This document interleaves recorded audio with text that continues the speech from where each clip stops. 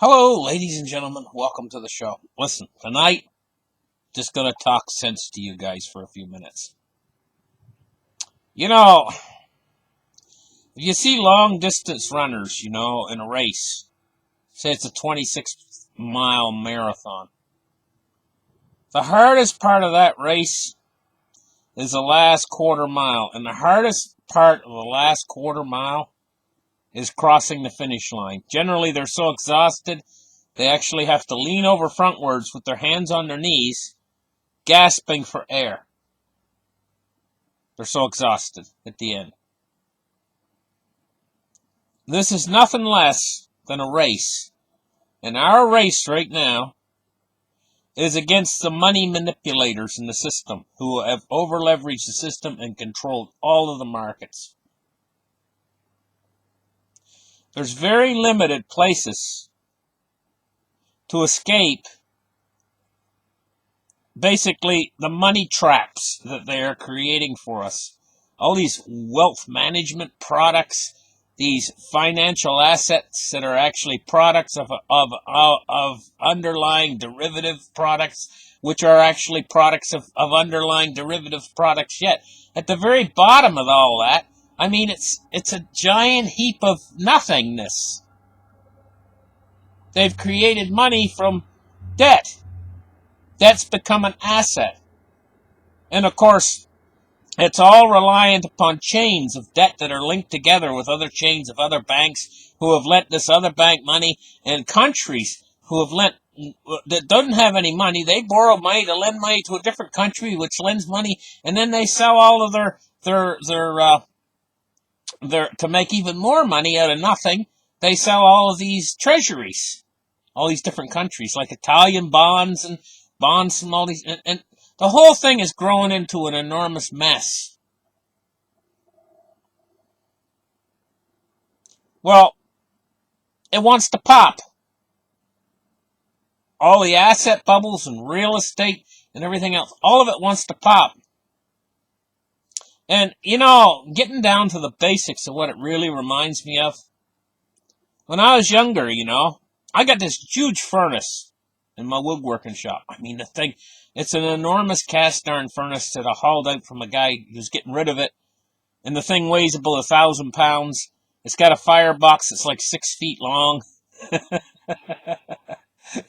You can throw whole logs in there.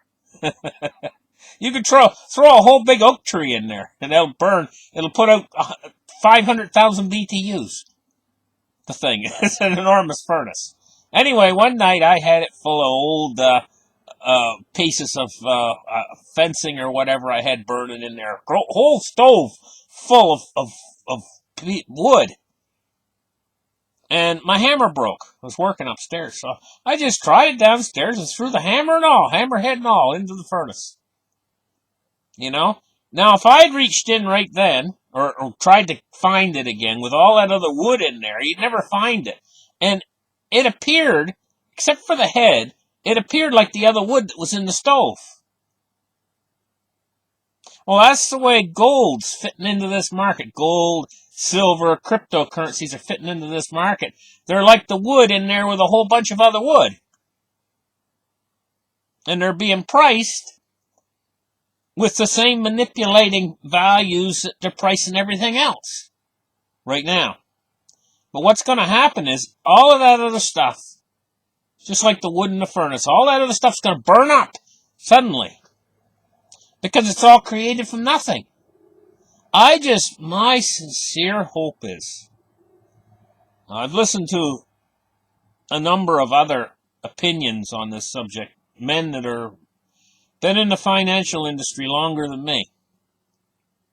They have longer experience, going back 40 years, 30 years experience. And some of them have opinions about what might happen when this thing melts down that are worse than mine. I've got a more optimistic outlook on it,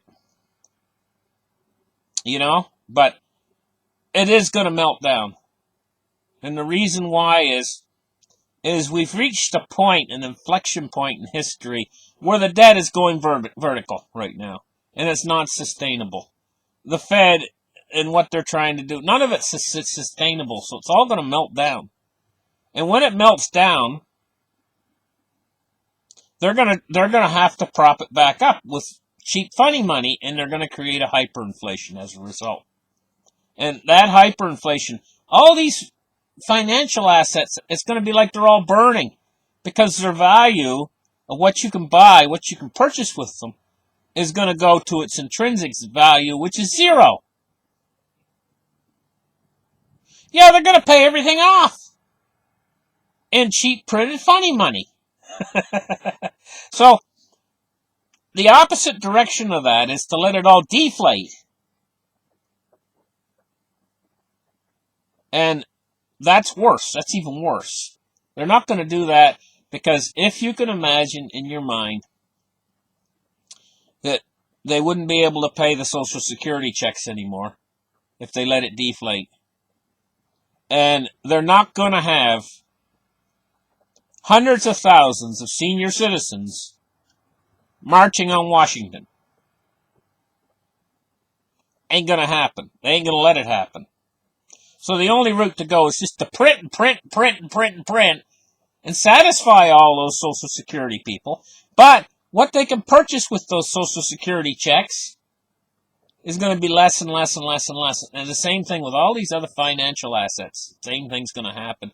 It's all going to, that's the direction it's going to move, is into a hyperinflation. And it's like it's all burning simultaneously. Because the purchase, what you can purchase with all that is connected to the dollar. So, gold and silver and cryptocurrencies are going to take advantage of these hyperinflating dollars because they're going to be going up in value tremendously, more than anything else. So in your mind, the way to picture these things is picture them in your mind.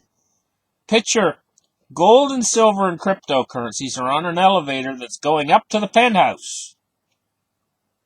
That's what's going to happen. And there's another elevator that's going all the way down into Hades. It's going down. And that down is the purchasing power, what you can purchase with these things. So, at a certain point in time, that's going to become noticeable. People are going to say, hey, now right now, we're at the tail end of this race before this actually starts to happen. We're at the last little bit of a race for all of us to keep our gold, silver, and cryptocurrencies because they're manipulating the price down to try to hold this off. But they can only go so far with it before these asset classes, gold, silver, and cryptocurrencies, are going to break free. And that's the end of the race. That's when you finally went past that ribbon and now it's over. But we're not quite there yet. We're in the final stage of that race, the hardest part, where your lungs are screaming for oxygen. And that's you guys hanging on. You're almost to the finish line. Almost there. They can only manipulate these prices on these things so much longer. It's getting harder and harder for them to do it. Now, to manipulate the silver price, they're having to dump over a whole year's mining supply in one day in paper short contracts. They're flooding the market with paper. And it's not moving the price that much down. It's getting to the point of desperation on their part, because if they let gold and silver go free to fly, it's going to show up everything. It's going to show up the dollar for what it is. The dollar is just a worthless piece of paper.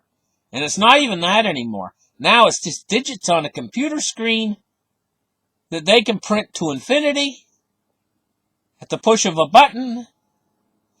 And in the end, it's going to go to its intrinsic value, zero.